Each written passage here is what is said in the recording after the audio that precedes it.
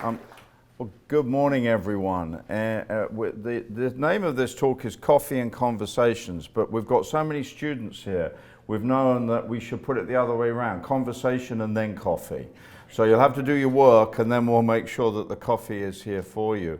It is a delight, though, to see so many students and faculty and staff and also friends of the university and two representatives who are Regent Larry Walker and Mrs. Janelle Jennings, who were instrumental in the formation of Middle Georgia State University. Regent Mansfield Jennings and Regent Walker were two of the visionaries. So we're really grateful that 10 years after that vision that you can join us today as well.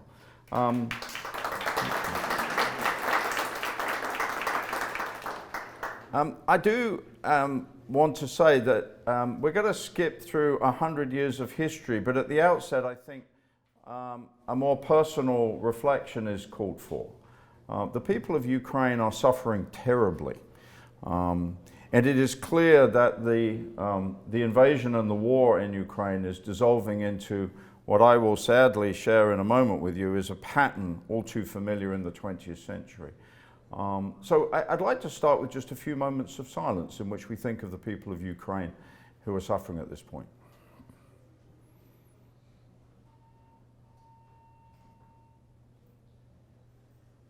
Thank you. Thank you. So what I'm seeking to do today, which builds on some work I did over the last couple of years, is try to understand current affairs in the context of the last 100 years. Because this past century has been critical at repeating several key themes.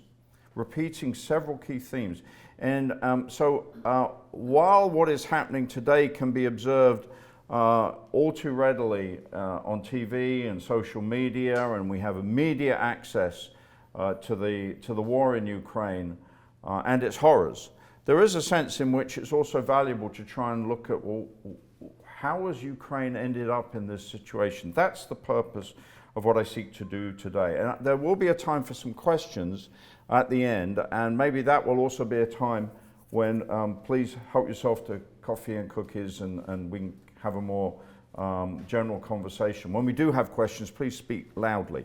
I'm slightly hard of hearing, and it helps if I know exactly what you're asking. So then the title of today's talk is Lessons That We Have Missed from World War I. Doesn't mean just World War I, it means from the time over the last 100 years. What are the lessons that maybe we have missed that we need to consider? And that was the theme of a book that I published, which is there on the left of the screen. It was called Reckless Misfortune, and the point behind it was that the century has been, in many ways, made some reckless decisions, and with that has yielded certain misfortunes to the next generation to deal with. I think Ukraine becomes, when I wrote that book, there had been no Russian invasion of Ukraine. So this then becomes a rather tragic expression and example of that problem. And so I want us to go back to August 1914. August 1914 in some ways is the beginning of what I will call the very most recent era of history.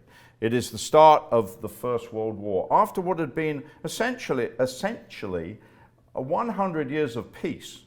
There's a marvelous book over there on the library's book. There's a book by Margaret Macmillan, and one of her books is called The War That Ended Peace.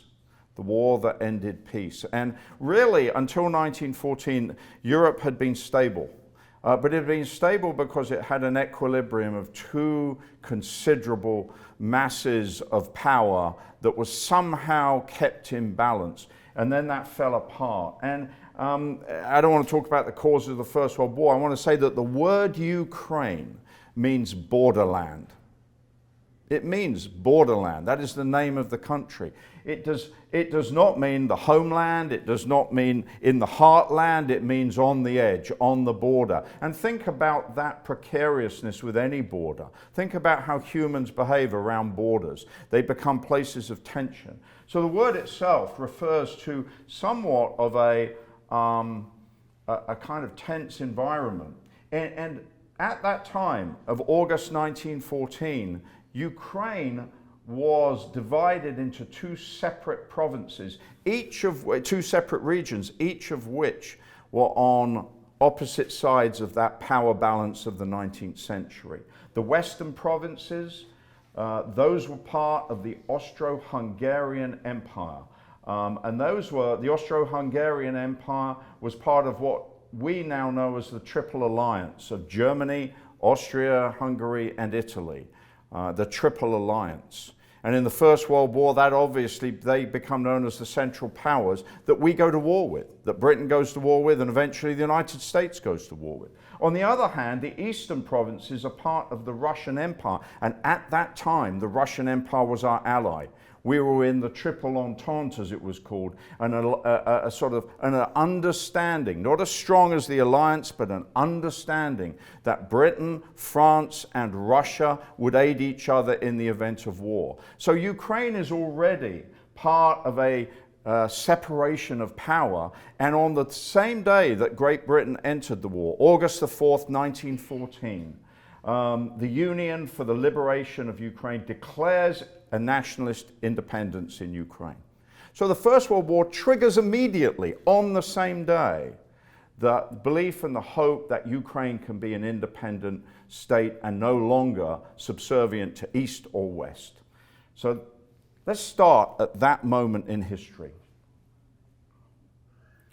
And you immediately, and we'll come to the drawing on the left in a moment, or on the right in a moment, but immediately Ukraine looks for allies. And ironically, it gets an ally in Germany, in the Central Powers. Germany likes the idea of an independent Ukraine. And so does the United States. They are sympathetic to it. But all of this collapses. All of this collapses by the end of the First World War with the Bolshevik Revolution in Russia. And at that moment, and this picture here that I'm going to walk over, this shows the Russian Civil War in which finally the Bolsheviks take hold. But that arrow that you see coming down is going down to Crimea. It's going right through Ukraine. So Ukraine is becoming now, in a sense, what the First World War, a term, and it's a term which obviously today it's gender specific, but it's a term that comes out of the First World War. No man's land.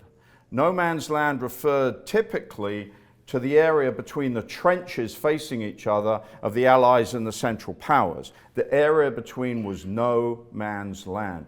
Ukraine is a symbol of a vast no man's land.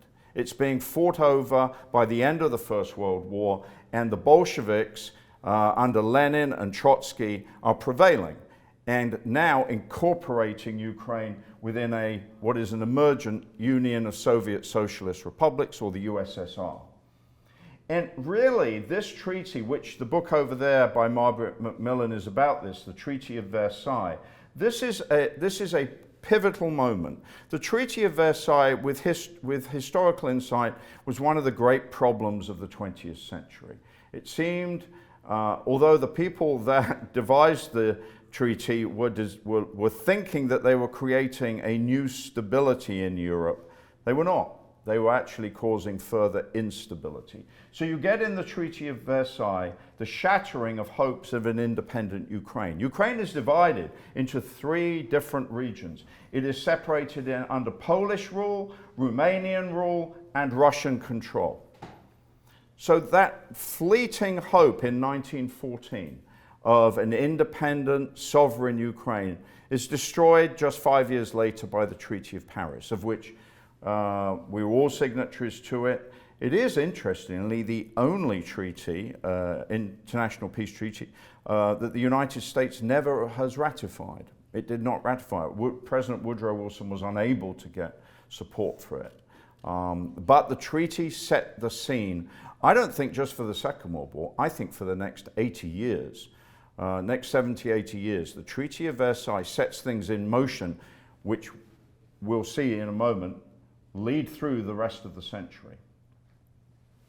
Because what happens by the time the Treaty of Versailles is signed, it is clear that Russia is no longer a Tsarist empire. It is now a socialist, communist country under Stalin, as its leader. And you have you have the classic imagery of the hammer and the sickle of Marxist thinking that the USSR resembled. And you have in that, ironically, Ukraine now has an identity. It does have a unity, but it only has a unity on terms of being a socialist republic within the greater Soviet empire. So it's allowed to have unity, but it's not allowed to have freedom. In fact, in 1922, it's one of the very first socialist republics of the USSR.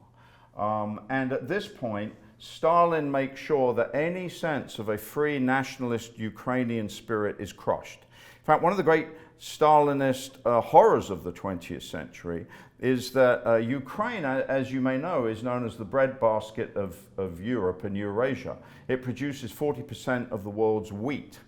And Stalin insisted on it being produced collectively in a communist manner, and removed and repressed any of the other leaders who wanted to maintain agricultural production. And as a result, the production fell, and 4 million Ukrainians starved as a result. It's known as the Red Famine. It was intentional, it was ideological, it was driven by Stalin, and any wheat that they did produce, he immediately took into Russia.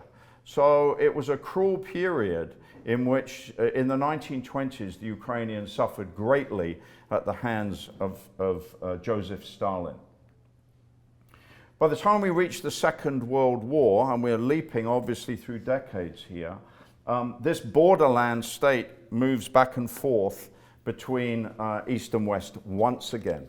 The Nazi invasion of the Soviet Union in June of 1942,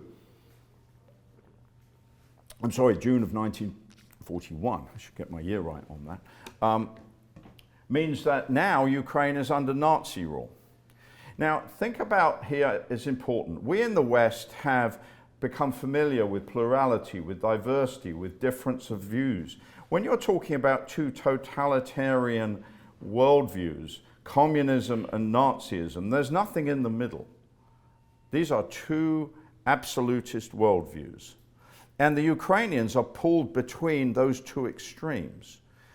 They're used to being ruled by the Soviet Union at a particularly vile time of the Soviet Union under Stalin, and now suddenly they're occupied by Hitler's Nazi troops, including some of the most aggressive and violent and ideological in the Waffen-SS. So you've got this extremity of experience going on for the Ukrainians. And you find that Ukrainians actually split. 4.5 million join the Red Army. They feel that sense of loyalty. 250,000 join the Wehrmacht and the Waffen-SS. And Ukrainians have an infamous reputation in World War II. They are used in large numbers to run the concentration camps of Nazi Germany. They have a reputation of being sadistic, psychopathic, and violent. And that's an illustration of this torn apart ideological extremity to which the Ukrainians go in the Second World War. There is rather one fascinating story that is based on truth, that in France, the Ukrainian, they have a Nazi SS unit which is known as the Ukrainian SS. And it mutinies against its German SS officers. It executes 250 German SS officers and then joins the French, the Free French, known as the FFI, the Free French Interior, which is the French resistance. So you see these Ukrainians who have fought with Adolf Hitler and Nazis and are actually members of the SS who defect to join the French resistance.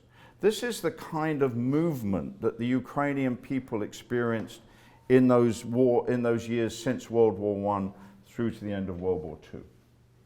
And then essentially you have a period of over 40 years of what I would call the Soviet era.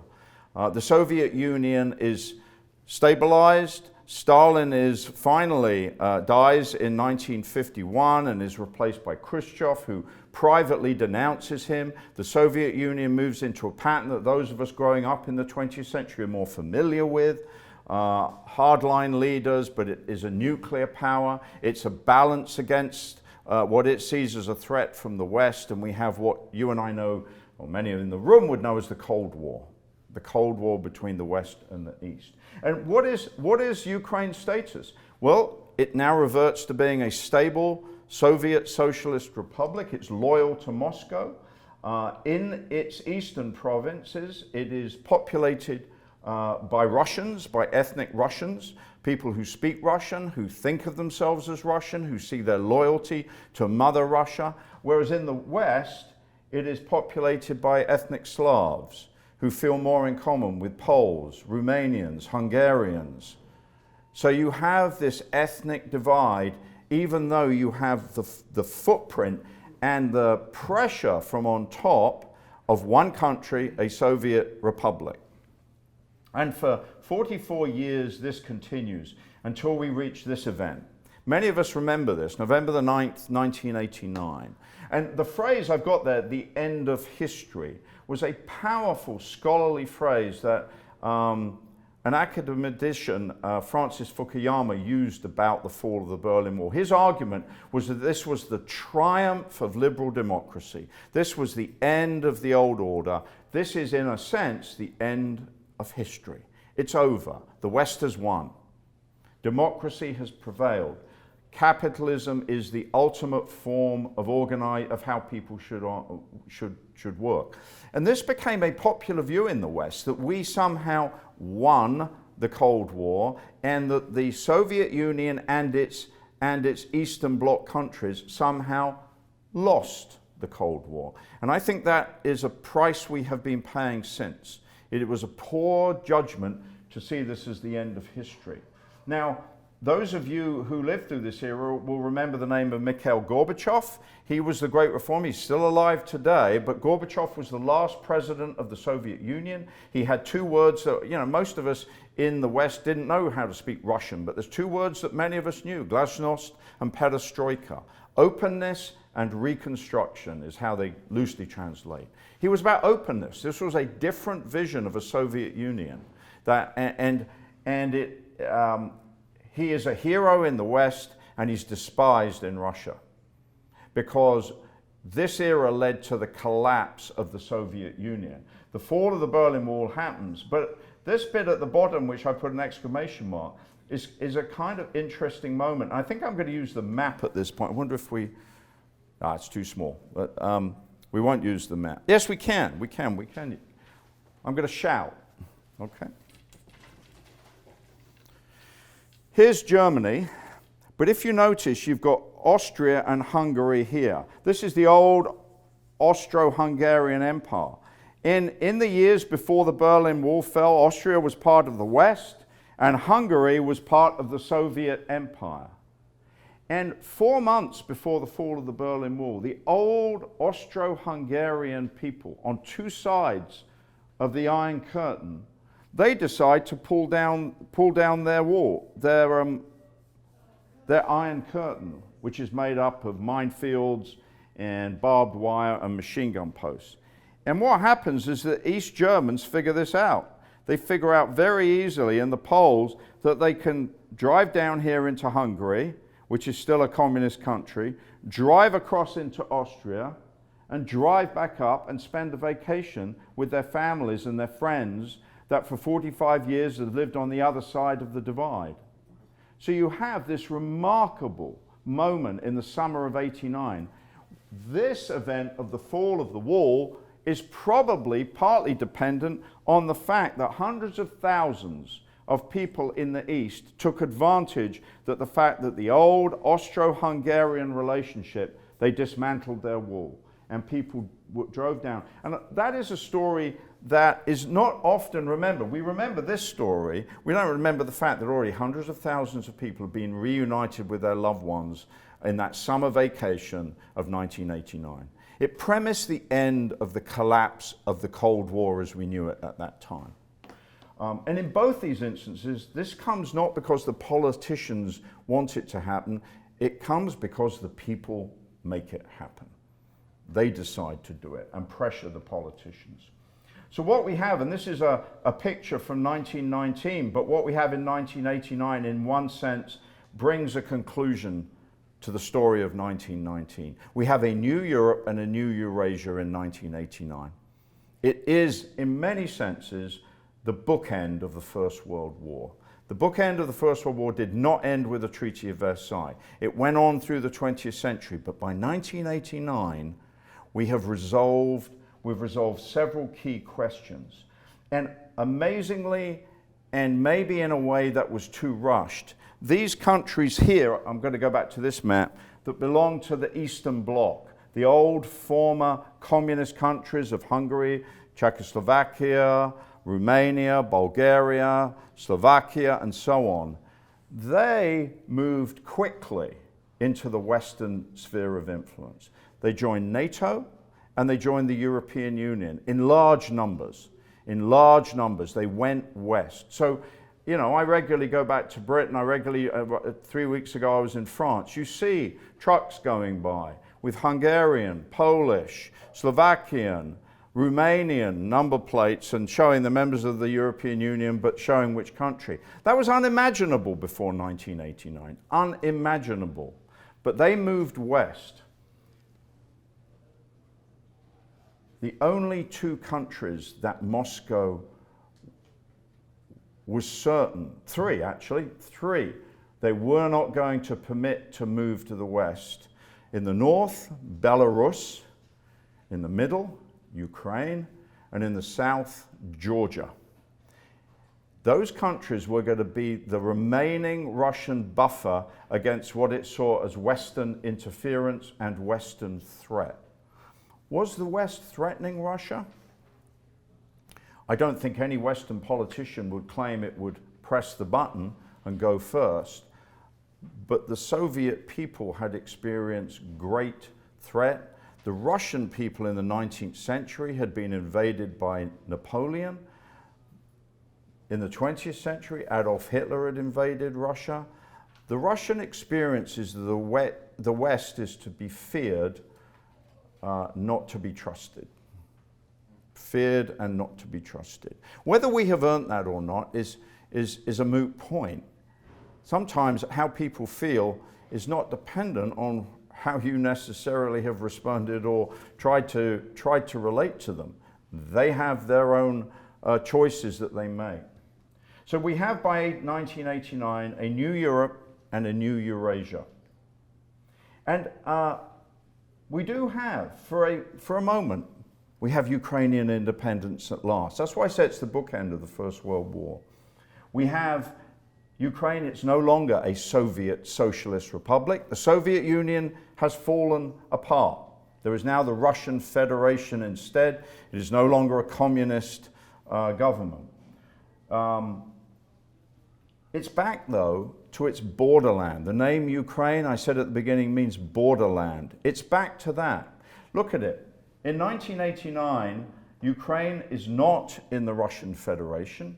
Ukraine is not in NATO. Ukraine is not in the European Union. It is independent on the border of all of those power blocks. It moves towards a Western-style multi-party democracy. And in 1992, the West asks Ukraine to abandon its nuclear weapons, and Ukraine agrees. Russia is quiet. Russia is quiet at this point, does not get involved, but under the fear of a potential nuclear conflict, the West is keen that nuclear disarmament occur in Central Europe. And Ukraine agrees in what is known as the Lisbon Accord, and it gets rid of its nuclear weapons. And I have wondered in the last 2 months how much the Ukrainians have regretted that decision. I'm glad they gave up their weapons, but at this point they're at the mercy of a country they're at war with that has retained its nuclear weapons. Between 1989 and 2014, this idea that it's all going to be rosy once the wall comes down and the end of history is going to deliver marvelous things to the people of Eastern Europe, it becomes increasingly fragmented and disbelieved. We see it in Russia today, crony capitalism. People doing very well out of capitalism and people feeling things were better off when we had a socialist state. You see that even in now the move towards, I would say, strong person, single leadership, attempts to govern that are more familiar with autocracy than democracy. Viktor Orban just got re-elected in Hungary on Sunday, just this past Sunday, 2 days ago. Viktor Orban has spoken glowingly of Vladimir Putin and Donald Trump. He sees them as the leadership that Hungary needs. We're in a different era now, where the end of history and delivering a multi-style, multi-party democracy has worn into and emerged into a different experience. And which way will Ukraine go in this period? We see the emergence of the Orthodox Church again. It's no longer Soviet. People can enjoy their faith openly. The Orthodox Church is the dominant cultural force, and that is not the Greek Orthodox Church, it's the Russian Orthodox Church. We see that the Ukrainians do not wish to be part of the Western world. They do not wish to be part of the Eastern world. They wish to be independent, and yet they are a borderland, literally in name and in their location of where they are. And there is increasing Russian pressure to tilt them towards Eastern and Russian interests rather than Western. And then in 2014, things go wrong. The revolution of dignity occurs, or what is sometimes known, I'm not sure the origin, the Maidan Revolution of spring 2014. And this is where the East and the West piece comes to a clash. At that time, Viktor Yanukovych was a strong ally. He was the president, he was an ally of Putin. His sympathies were to the East. His sympathies were to Russia. He did not wish to see Ukraine become friendly with the West. And yet Parliament wanted there to be a treaty between Ukraine and the European Union. And Yanukovych vetoed it. He vetoed it.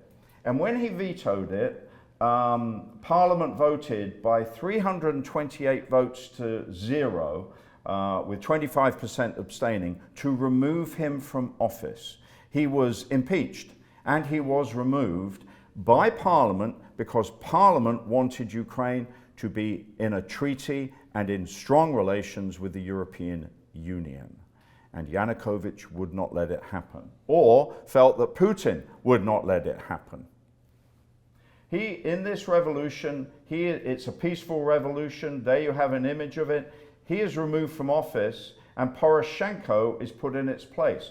Poroshenko, who recently you may have seen on TV, he's wearing he's supporting quite openly Zelensky. He's out on the streets and he's reminding people that this is the Ukraine. They're struggling for the same thing. So although he and Zelensky, Zelensky beat him in the election, Poroshenko signed the treaty with the European Union. And that was the trigger point. Do you remember the Sochi Olympics, the Winter Olympics in Sochi in Russia? With a big cuddly bear. There was the nice bear, the Russian bear, and it was marvelous. The day after the closing ceremony, Russia invades. And it invades Donetsk, Luhansk, and Crimea. It invades those regions that are Russian-speaking, ethnically Russian, and provide it with a warm sea port in Crimea.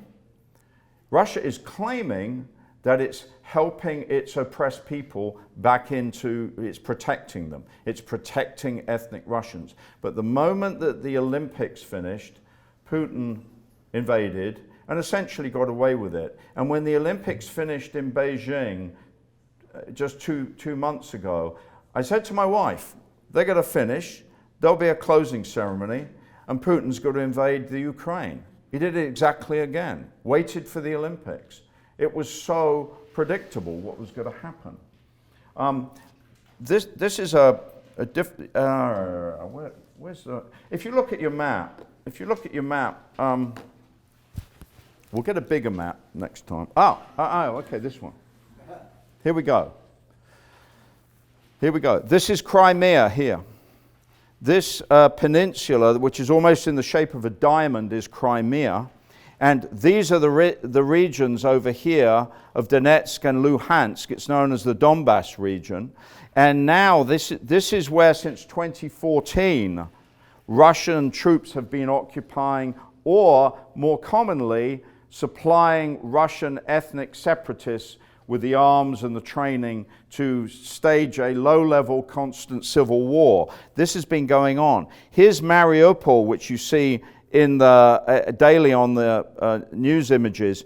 And the reason this is important is that Russia now wants to have a land bridge, not just have to sail down to Crimea, but a land bridge down to Crimea, so it can get its maintain its naval port down here at Sevastopol. Why is that important? That is the only warm water port in the Western Hemisphere that Russia has access in. This map doesn't go far enough, but it goes down to Turkey, to the Bosphorus. You may see that. Is that on there? Nope, not quite. Goes down to the Bosphorus and the Dardanelles and into the Mediterranean and out into the Atlantic. That port there of Sevastopol, actually for 200 years, has been struggled over. The British were involved in the Crimean War. This gives Russia access 12 months a year to going backwards and forwards with its navy around the world.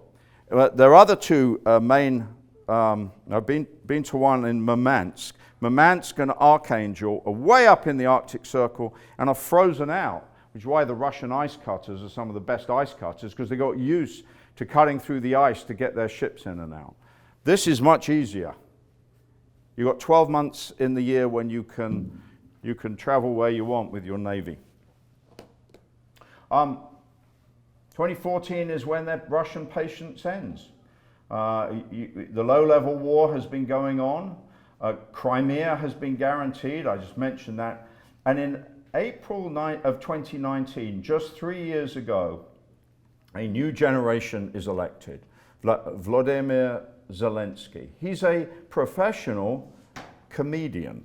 The irony is he makes a movie about being elected as president, a comic movie, a send-up of politics. Zelensky, who I would wager will be Times Person of the Year, Zelensky gets elected replacing Poroshenko. This happened this year. On Thursday, the 24th of February,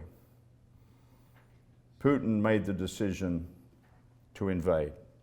Not just to retake, to ensure the eastern provinces of Luhansk and Donetsk and Crimea are consolidated, but a full-fledged invasion.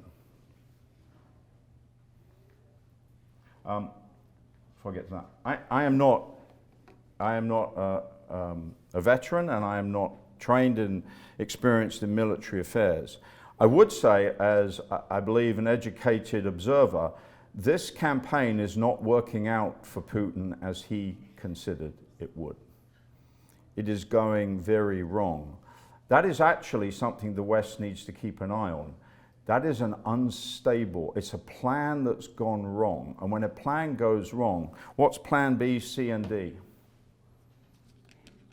And we live in an age where we can see it immediately. I mean, if you wanted to look at Zelensky, there's probably a tweet that came out in the last half an hour while we're here. So we're in an unstable situation. I think many people, including, I want to stress this, including many Russians, see this war as unjustified, barbaric, and atrocious. It is clear that there are atrocities now being committed in certain places. And I do not believe the Russian people as a whole, either understand the war, or given the information, or support it. But you saw the rally that Putin held in March, on March the 18th.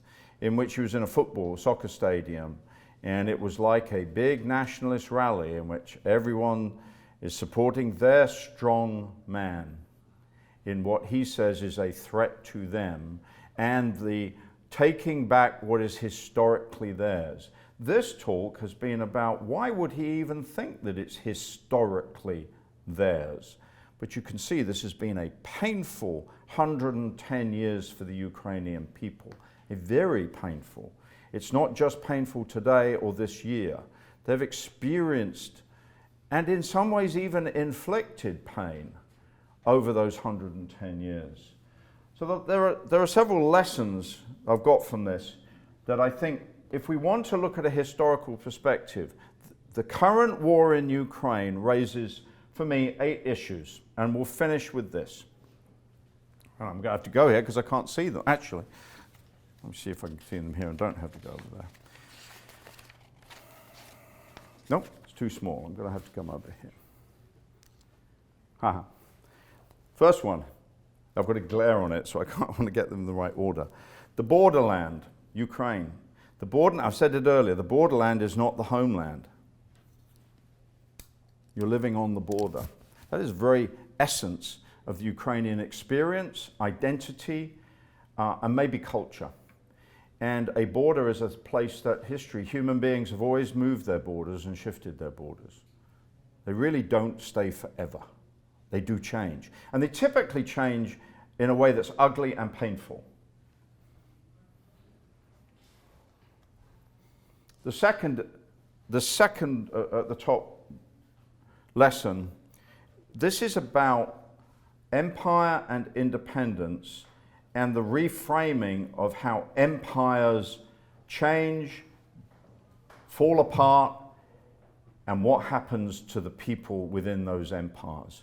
This is a struggle between the Western empire, of which there is still a Western empire, the United States, NATO, the European Union. These are wonderful organizations, but let's not kid ourselves. We see ourselves in alliance. We see ourselves as a force in the world. We see ourselves as having power.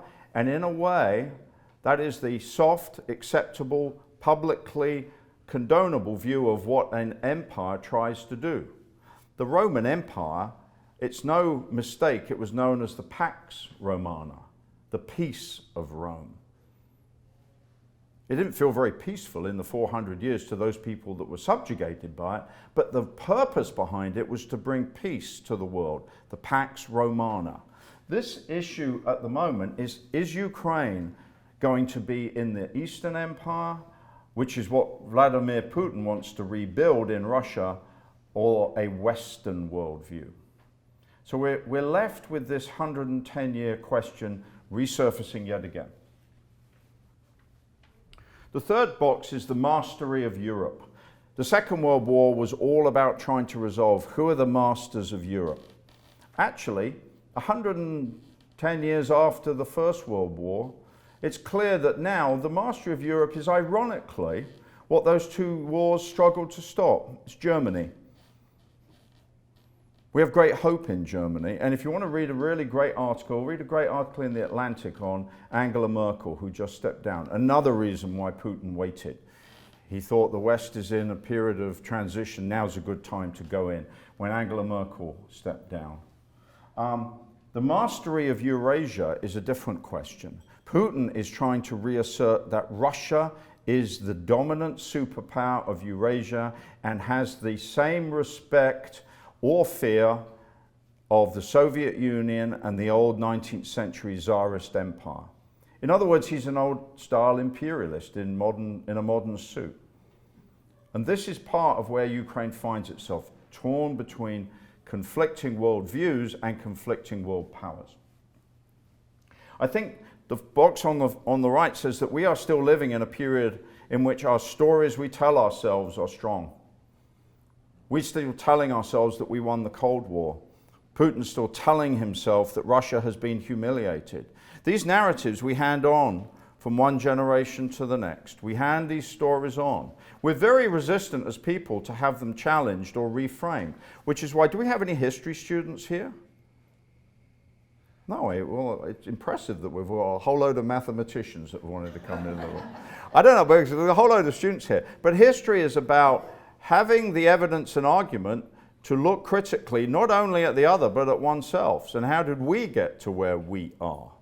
And we're living through a strong time in which the narratives and the stories that we have told ourselves for generations are being played out.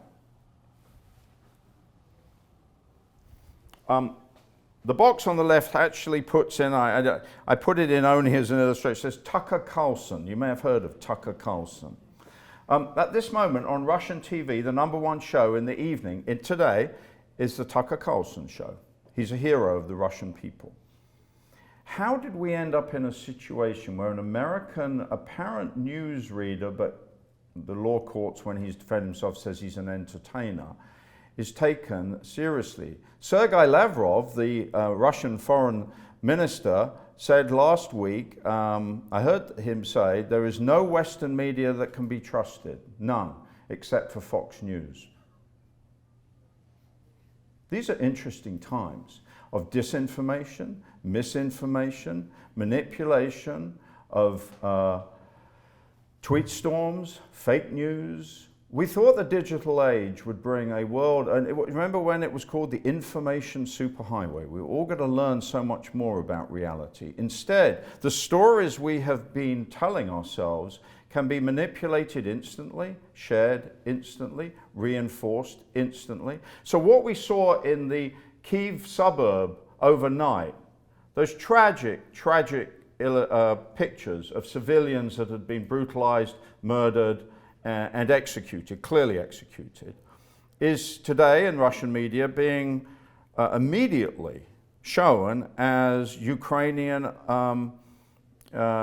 theater, made up.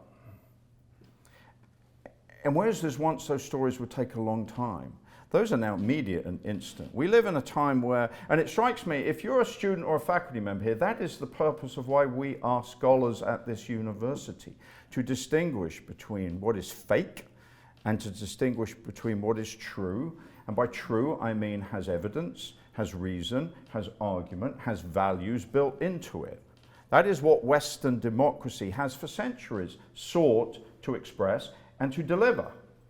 But we're living at a time where that noise no longer distinguishes between what is, if you like, true and what is false. And with that, the next one I think is important, because during the Cold War, it was very easy to see the Soviet Empire as undesirable, and that what we had was more desirable, humane, and inclusive. And I believe it was and is. But since the end of history that Fukuyama falsely thought we'd arrived at, we're now in a time where it's harder to be sure about, well, is our worldview any more right than their worldview? The distinction has been lost. There is more blurring of the edges. It's more grey, and I hate to think of the world in binary terms, but less than the so-called, well, the issue is black and white.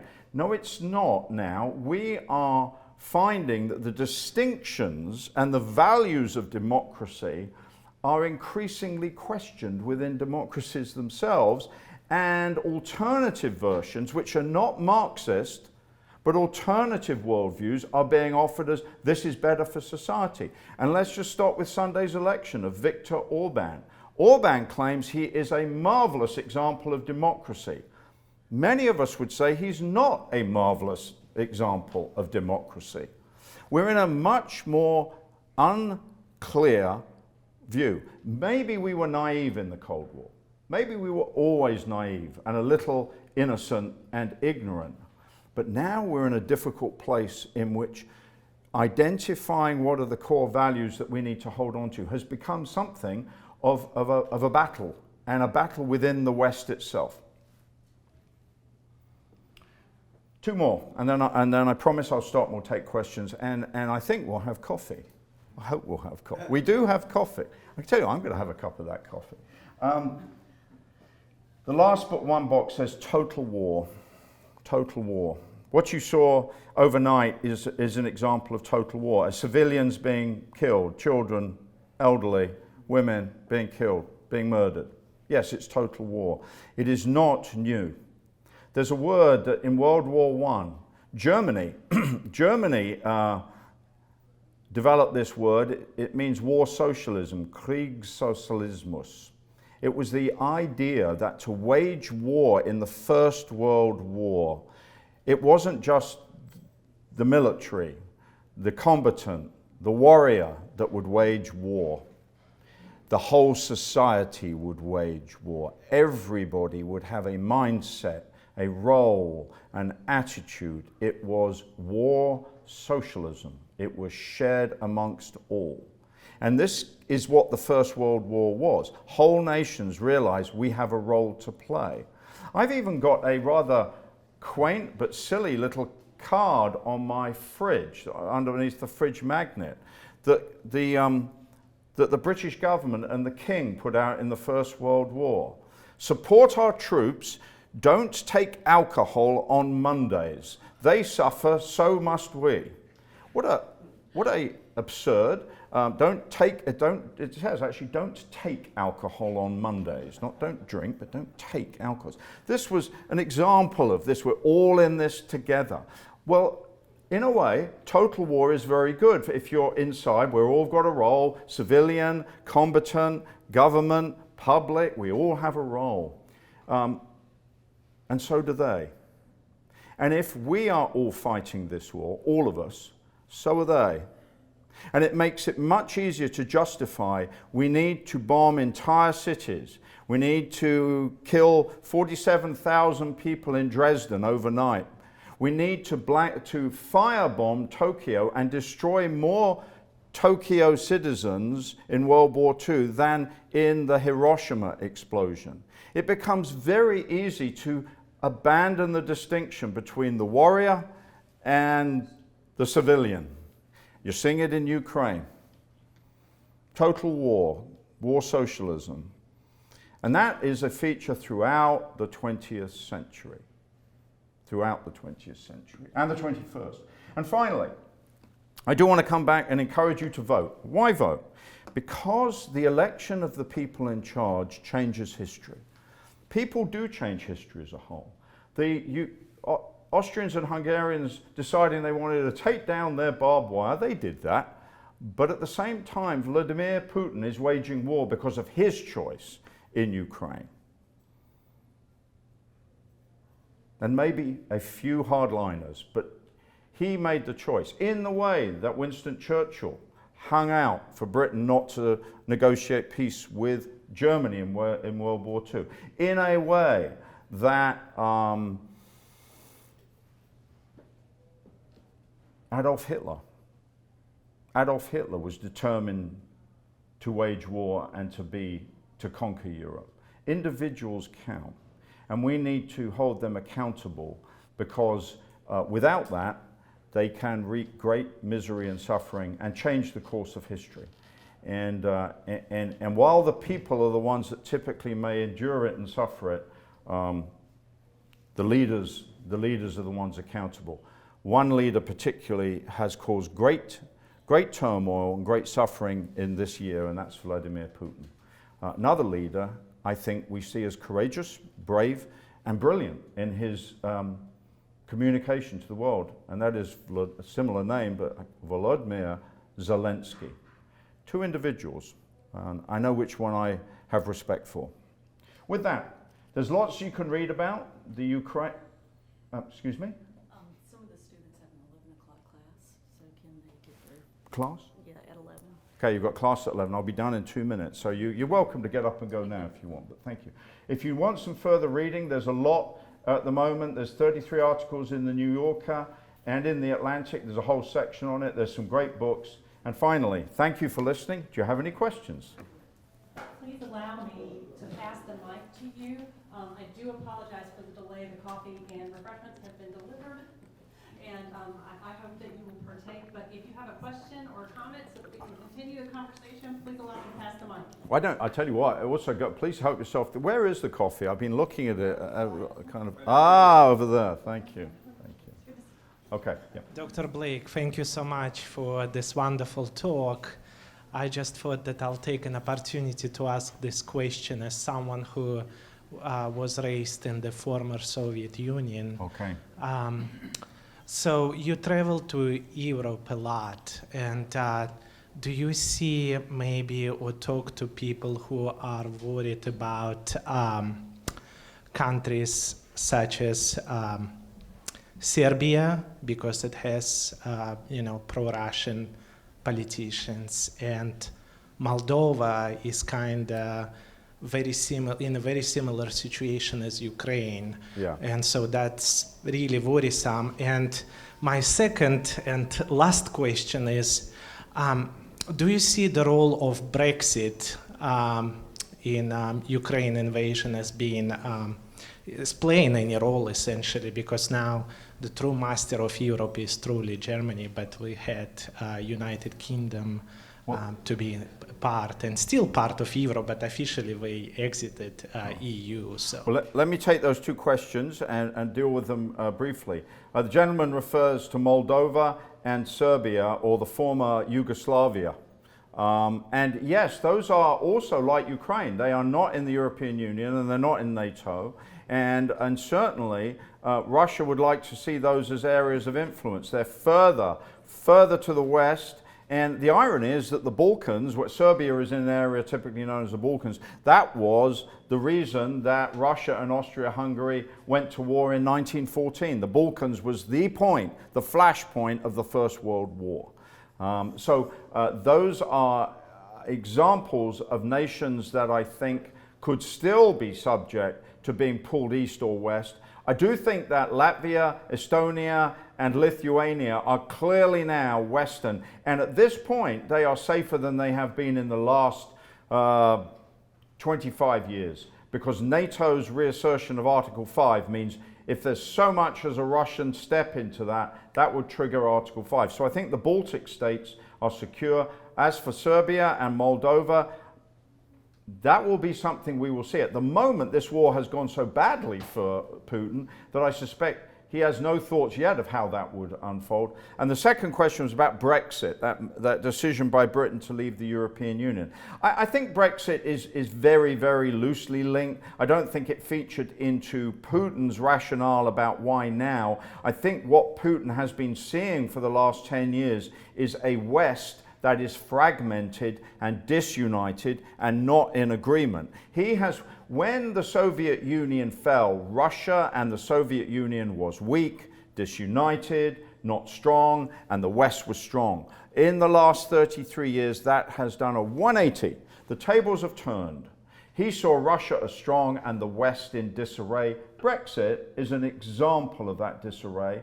I think he also saw the Trump administration as an example of a fissure, a fracture in the West's way of seeing things, and then the election of the Biden administration as a transition he could take advantage of, like the transition of Angela Merkel out of 14 years as Chancellor to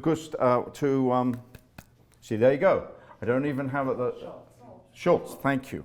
So you've got enough going on that he sees a lot of disarray in the West. The irony is in the last 2 months, the West has had a moment of coming together. Thank you. Any other questions? Regent Walker, sir. You've done an excellent job, and I think you deserve a good round of applause. Well, that's very nice.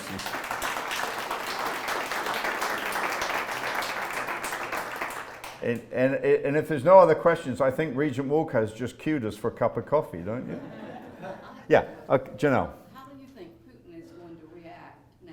I don't know. The question that Mrs. Jennings asked is, how will Putin react? I don't know. There's an awful lot of talk about he's unstable, he's surrounded himself only with yes people, and certainly dictators tend to do that. I don't know, and I fear, and I don't want us to think we should start gloating about, oh great, the Ukrainians are bloodying the Russian nose. We're living in the middle. Think of the wars of the past. You don't know what's going to happen, you live through them. Think of Afghanistan, Iraq, Vietnam, Second World War, Korea. Events happen. We don't know what will happen tomorrow. We don't know. But I know that, in my opinion, we need to find a way in which Putin can climb down. If he's cornered and felt that it has no exit strategy, that makes me anxious. That makes me anxious. We are only I don't want to be alarmist, we're 3 or 4 bad steps away from battlefield nuclear weapons being used. We don't want that. We've had, the theory of mutually assured destruction, or MAD, was, well, you got these 2 vast balances of nuclear weapons, nobody's ever going to be able to use them. And I don't mean this flippantly, I mean it, Lord help us, God help us, if Putin thinks, actually, I can use them. I can use them. That would not be a good day for humanity. So, yes, sir. I wanted to follow up on that because it seemed like the Cold War, there was the threat that the U.S. could use nuclear weapons in retaliation. Whereas now it seems like even when we knew Vladimir Putin was going to invade Ukraine, President Biden made it very clear there's no appetite for us to go to war. Do you think them being so aware that the U.S. doesn't have an appetite for going to war or using nuclear weapons, what about the Russian people? What would their reaction be if Vladimir Putin tried to escalate things? I meant at the beginning, and I forgot to say, I am not a Russian studies scholar. I'm not even a Central European scholar. I have some academic credentials in European history. So you're asking questions that are beyond my expertise. I definitely think, what I was getting at about misinformation, the Russian people are not looking for a Soviet empire, but the Russian people are getting fed propaganda. And don't kid ourselves, we're not either. It's how we sift out the noise from the real message that is critical for what we can do. I think the administration was right to not up the ante. I think the European Union and NATO and the United States had the same reaction when he put his nuclear weapons on alert, that it was a bluster. And if we'd have put ours on alert, he would have blustered higher. I think for now that has receded temporarily. But I think it's about getting Putin to agree to allow his negotiators to come up with some peace settlement that is important at this point. We don't need this war to escalate. That's the message of... On the other hand, World War II, what does it teach us? Appeasement didn't work. Appeasement didn't work. Is he Adolf Hitler? We don't know yet. Hitler had it's a false analogy. I kind of think not every dictator has the same psychopathic problems. They have their own individual psychopathic problems, and Putin's are different from Hitler's, different from Saddam Hussein. But their actions can be perilous, not just to their people, but to all of us. Thank you very much indeed. Let's have a cup of coffee. It's 11 o'clock.